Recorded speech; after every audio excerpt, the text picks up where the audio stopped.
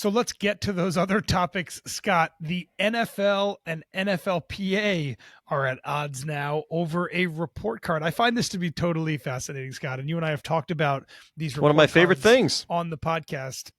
So for folks who don't know, for the past, 3 or 4 years, maybe, the NFLPA has been doing anonymous player surveys and then publishing report cards for all the franchises. And they range from a variety of player experience things, like how good is the weight room? How good is the food? How well do families get treated by this team? How good is the owner on a grade from A to F? And they publish them every year. They get a lot of attention in the media, I think, for obvious reasons. I'm looking at last year's. From an ownership standpoint, there were 3 A+ owners. I will ask you, Woody Scott, Johnson and who? any of them. And then one F I can tell you, I owner. remember saying to myself, I was surprised that Clark Hunt didn't get a high grade, even though the Chiefs are a winning team, if memory serves. Ownership for the Kansas City Chiefs. Yeah, there you go. See, that was my. I had players. literally one takeaway from the entire survey, and that was the one that stuck with me. The 3 A+ owners are Stephen Ross, A+ with the Miami Dolphins, the Wilf family, A+ with the Minnesota Vikings, and Arthur Blank, A+ with the Atlanta Falcons. And this runs all the way down, as I said, to F for Woody Johnson and the Jets. And I think because of the ownership piece, because of their rating their head coach, they're rating all these other things, locker room facilities, nutritionist, dining room areas, training staff, weight room, it gets attention, and the NFL now is trying to shut it down. And I think this is, we could talk about the legality stuff here. Mike McCann wrote about it recently. But I think this is a very savvy move by the union, which has created something that could be a bargaining chip, I feel like, at some point down the line, basically out of I wouldn't use it as a bargaining chip. I would use it and to say, we're going to keep doing it. Even if the union gives it up. I mean, think how simple this would be for any survey company to come and say, listen, we'll do it for you, or we just want to be known as the ones that do it. So this is great content. I'm with you. I love reading this every year. I don't quite get the NFL's purpose here, because this is so easy to replicate without union involvement. It just takes the players to say, absent any formal union process, for one to say, I'm going to send out a survey every year, and if you guys please would send the results, and I'm going to publish them. That's it. Yeah. So I don't get it. So I'll dive into a little bit of the legal stuff here, and this is not my ballywick, and I encourage anyone who's interested to actually read Mike McCann's Sportico piece here. But it seems like the NFL is making a few arguments. One being that there is already an NFLPA NFL survey that goes out around player health and wellness, that they feel like this is interfering with that jointly administered survey. So that, I think, is argument number one. There seems to be another argument here that as part of the CBA, athletes agree to not be public with their critique of clubs, personnel, operations policy, and things like that. And I think they're saying that even though this is anonymous, this is players willingly participating in something that can be critiquing many of those things. There's a few other arguments in there, but to your point, Scott, I think there's a chance that the NFL would say, even if this was an external group, this still constitutes players that are publicly critiquing these things that they have promised or contractually obligated not to critique. I'm fascinated to see where this goes. It seems like maybe a bit of a Hail Mary, pun not intended, for the NFL. How much does the NFL want to push this? Scott, yeah. Well, that's the question. I could see a world where if the legal avenue doesn't work, I could see this being something that comes up in a bargaining negotiation at some point, that everybody's looking for leverage, right? Everyone's looking for these things that they can pull, or things they can concede on, or things they can ask for as part of these much broader CBA talks.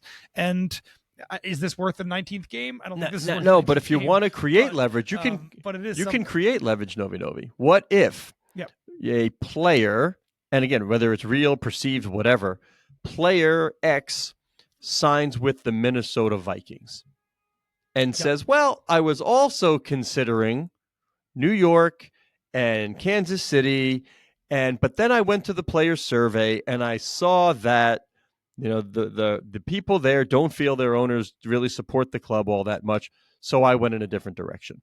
Now you are actually creating leverage by insinuating that the survey has some pull and sway on players. So I look at it as entertainment content. That's all. But I understand why the owners would certainly look to shut it down. And I'm wondering privately what the owners who grade well are saying, right? Publicly, Arthur yeah, Blank yeah. thrilled The by publicly, this. Arthur Blank is like, no, they shouldn't be doing this. We have a collective bargaining agreement that states X, Y, Z. Privately, love it. Everybody should treat their players really well. If there's one owner that probably loves it, it's Stephen Ross. Let me read for you the Dolphins line real quick, just because I have it at the top here. Treatment of families, A. Food and dining, A+. Nutritionist, A+. Locker room, A+. Training room, A. Training staff, A. Weight room, A+. Strength coaches, A+. Team travel, A+. Head coach, A+. Ownership, A+. Hold on a second. What a report card. Yeah, that's for the Miami Dolphins. Let me see if you're on the same wavelength as I am, and you usually are. Where is Steve Ross displaying that survey result? Oh man, there's only one right answer here, Novi. Come on. See, we're not on. Normally, we're simpatico. Yeah. On the refrigerator. He's got the refrigerator magnet, and our whole audience right now is screaming on the refrigerator. That's by the way. Now I go to my NFL standings. Miami 4-7. Exactly. Yeah, and Mike McDaniel, their head coach, and maybe honestly, like this is an interesting one. A lot of people thought he was going to get fired, from what I'm understanding, weeks ago, and the Dolphins have stuck by him. And who knows? Maybe the fact that, I don't think because of his grade, but I think the fact that players do seem to like him. I do imagine that weighs on an owner to a degree when they're thinking about whether it's time to move on or not. I had a point to make, but then I was also trying to cue up some music, and I lost my point there, which really annoys me. But I'm just wondering what it is. This at the NFL, is it a control thing? Is it really they feel as if this is hurting the league, or like what would be the big deal from the ownership? Oh, I remember what I was going to say, by the way. So answer that when I'm done. But I don't understand.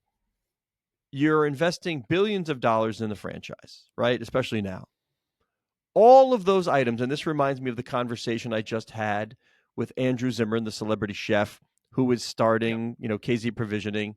He is looking to feed professional sports teams, college sports teams, health and wellness and nutrition, all bottled in one. Please explain to me why you would not want to be an A+ in all of those categories you just mentioned.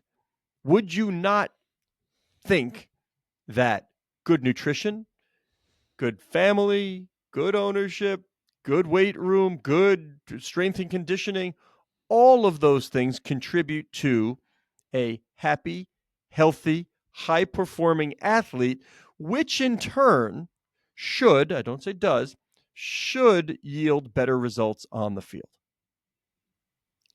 Yes, I think the easy answer is yes. I would imagine that when this drops every year, there are conversations happening in almost every. I'm looking at the Bengals right now, Scott. They have an F- in treatment of families. F-. I'm not sure I've ever seen that before. And they have an F in food and dining.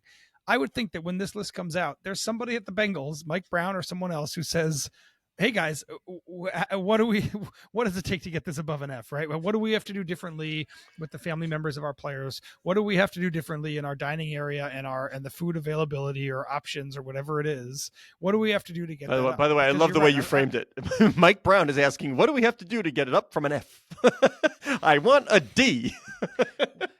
And maybe I'm wrong about that. Maybe there are owners who don't look at it, don't care. But I would think inside every organization, when this list comes out, there are people that are looking at the numbers and saying, okay, what does it take to bring that up? What are we doing wrong? And how do we fix this? And that's partially, and I say partially because there's another half of this, that's partially what the NFLPA wants, right? I think the NFLPA wants partially to hold introspection owners and teams accountable for things that they're doing and benefits they give to players.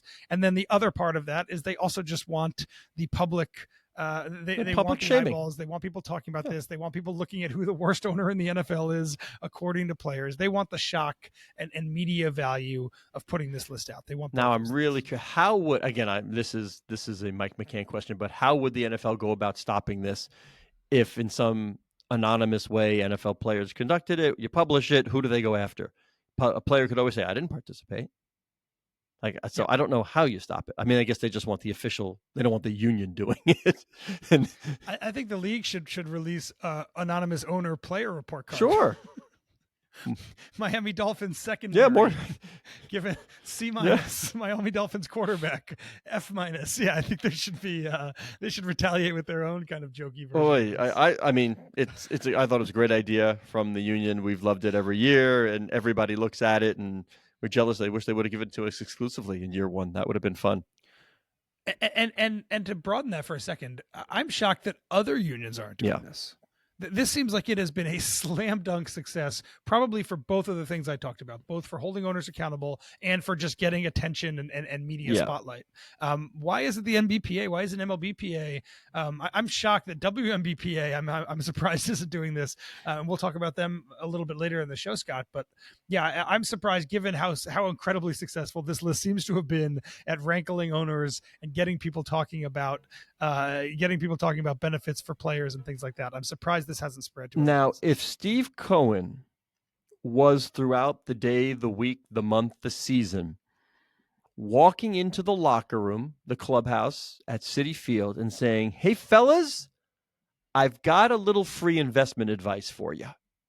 That's what I'm here. I'm not telling you how to catch the ball, throw the ball, hit the ball. I am here with a stock tip. And I would highly recommend buying Sphere Entertainment, which, by the way, is also a company controlled by another sports team owner, James Dolan of New York's Knicks and Rangers.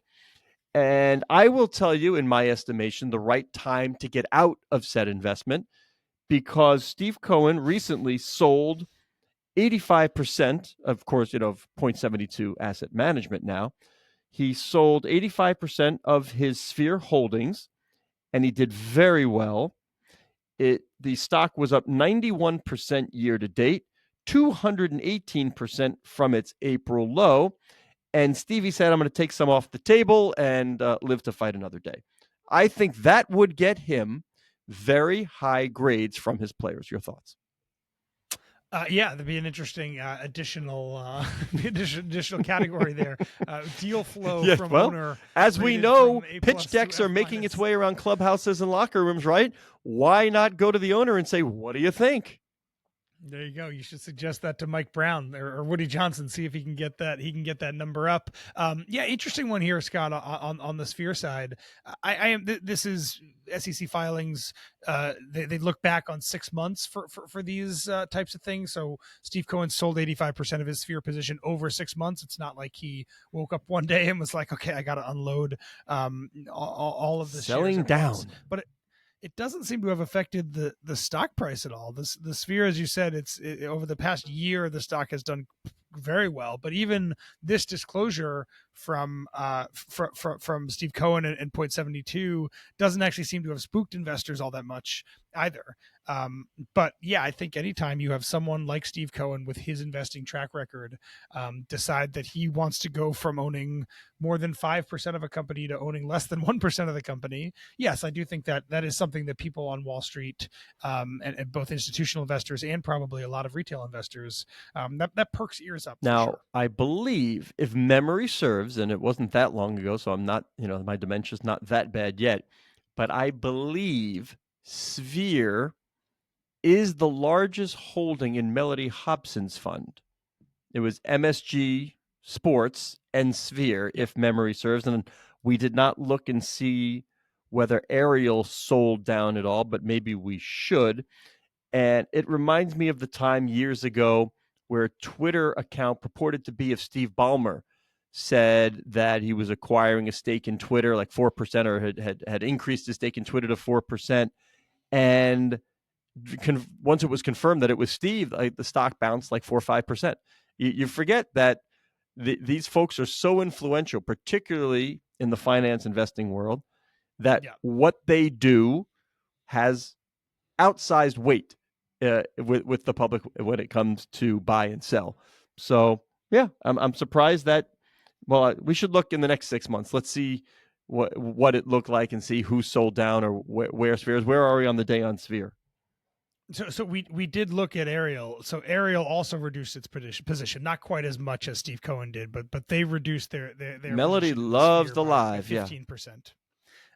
So Ariel remains the Sphere's largest outside institutional investor, a 20% stake. So, and you were on stage with her, Yeah. Scott, at our Invest conference 2 weeks ago. She talked about the Sphere, right? She talked specifically Yep. about how bullish they were on the business model when they first heard it. And the fact that they can produce more now around the world with first mover status. And we talked about, people don't really realize, they think the big concerts and the exoskeleton advertising is the big driver of revenue there. When in fact, it's like the Daily Show, which is now what, the Wizard of Oz, right? Yeah, this is like feels so scary to me. AI fueled version of Wizard Oh, of Oz. I want to It's see that. basically Yeah. like a remake of the classic 1939 film.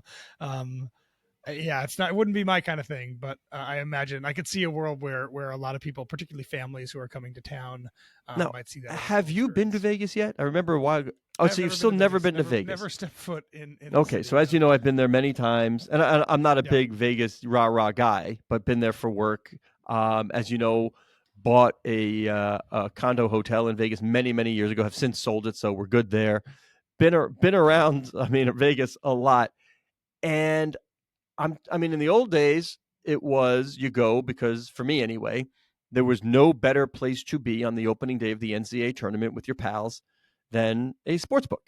Like, that was, you're watching everything. It was, but now I'm trying to. Vegas became a differentiator. It went from sports betting, the Bacchanal thing, to almost a family destination, and I just don't know how it stands out anymore. And frankly, Sphere is one way it does. You can't get that anywhere else.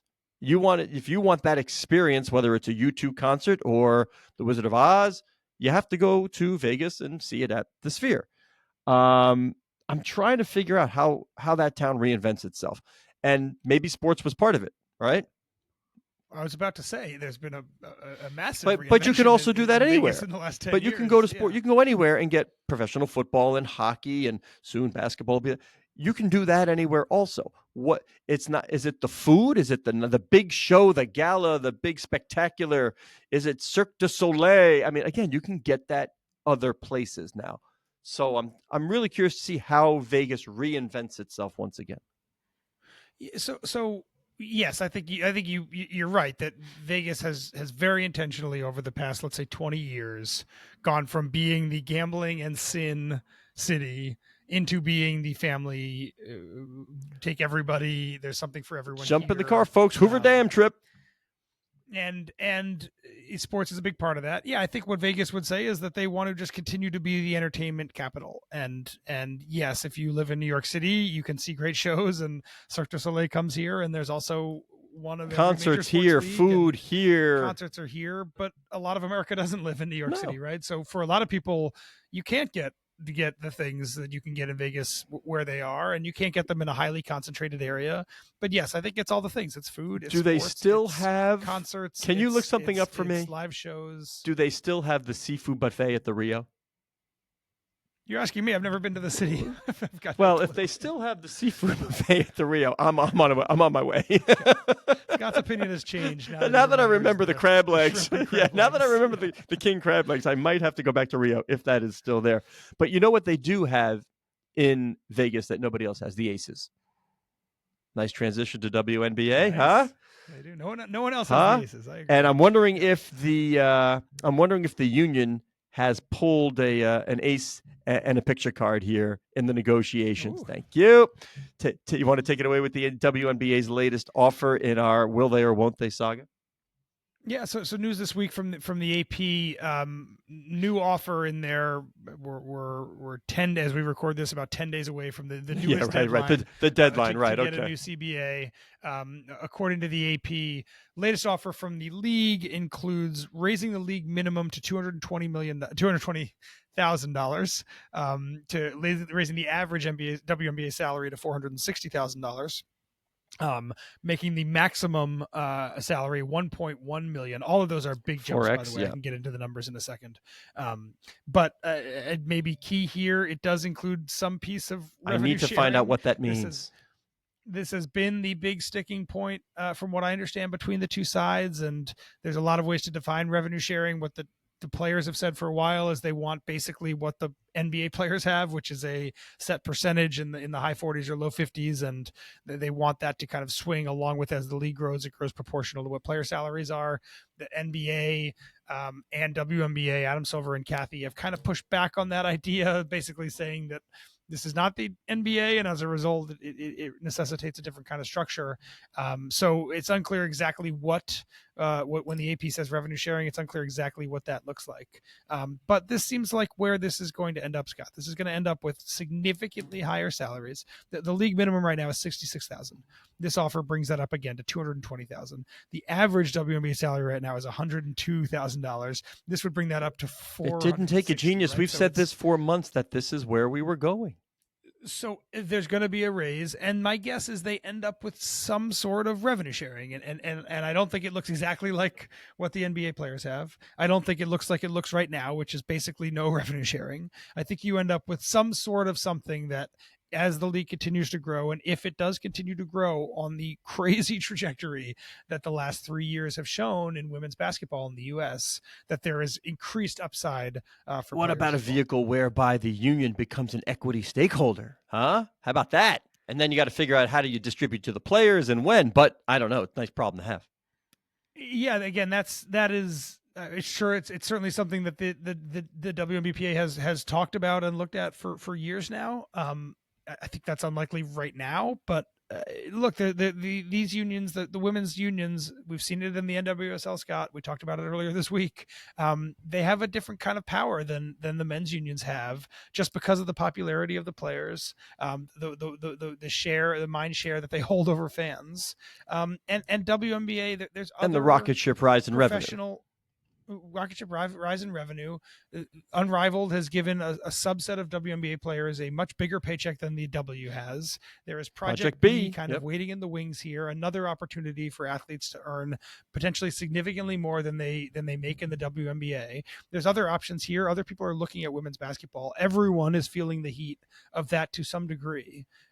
So yes, I think there is fire under the feet of both groups here, but because the players know, one, that the commensurate rise in revenue has not been commensurate to the salary rise yet, and two, that the overwhelming amount of fans are on their side, it does create a unique set of circumstances that we just don't see in the major men's leagues. All right, hold on. I'm trying to do some here, musicking here. That wouldn't work. Hold on. You didn't give me enough time, so I'm going to go back to, do you want to talk about James Franklin going to Virginia Tech? Yeah, we got like 2 minutes. All right, here. so James Franklin obviously fired at Penn State. He had $49 million left on his contract. We've been talking about buyouts and what schools are having to pay. He agreed to lower that number to $9 million because he knew he was going to be taking another job. There was a mitigation clause in his contract, which would require him to look for work, and it would offset the number. So he's at Valtech now. He's got his $9 million. There are reasons to maybe take a little less, and that you get the cash right away, depending on no payout over time.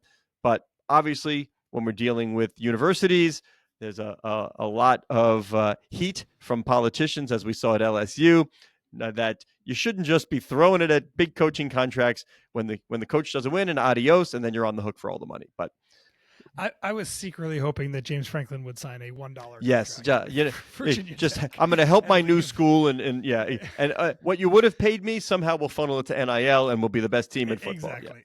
We'll go into Happy Valley and win.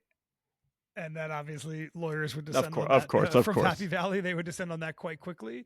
But I wouldn't be shocked if there is at least built into this some sort of discount for exactly what you said, Scott. That because there is payment being offset by Penn State, because nobody would expect, obviously, Virginia Tech to pay commensurate to Penn State, that there may be some little bit of a discount that is freeing money up in Blacksburg to be distributed to players that James Franklin can direct elsewhere. Would not be surprised by that at all. But I think this works out okay for Penn State. A $9 million buyout is significantly different than a $49 million buyout. This offset language we see in some contracts, we don't see it in all contracts. I would expect teams, schools to keep pushing for it in some capacity moving forward. I think that this looks tidier than some other separations are going to look like. I'm looking at LSU, for example. So yeah, I think there's maybe some lessons here for other schools. Also lessons for people who kind of freaked out about the $49 million for James Franklin. Like, a lot of people, we all knew this was going to end up being lower, and being lower by basically 80%. I think doesn't justify the anger or the hand wringing that happened. I think we'll see an So, adjustment in the way these deals are done, but let us see. Yeah, the adjustment. I mean, the buyouts are going to be higher. The pay is going to be higher, but I do think you're right, Scott. I think there's ways on the margins, like these clauses, that within a much bigger buyout also protect the university, the school in some capacity, without obviously financially harming to great degree the coach. All right, himself. so I got two clips picked here. One, the WNBA, based on what you just said, that everybody's feet is being held to the fire. I went for. Do you know the song? Not yet. You don't know the chorus to this song? Some like it hot and some sweat when the heat is on. All right, so we got that one. That was for that. And then we're going for the paying homage to sort of in my back in the day, Larry Miller sticking with Jerry Sloan, even though the Utah Jazz did not win the championship. He's like, that's my coach. We're sticking with it. And the great grade down in Miami for Steve Ross, and he's sticking with Mike McDaniel. I salute you and give you this.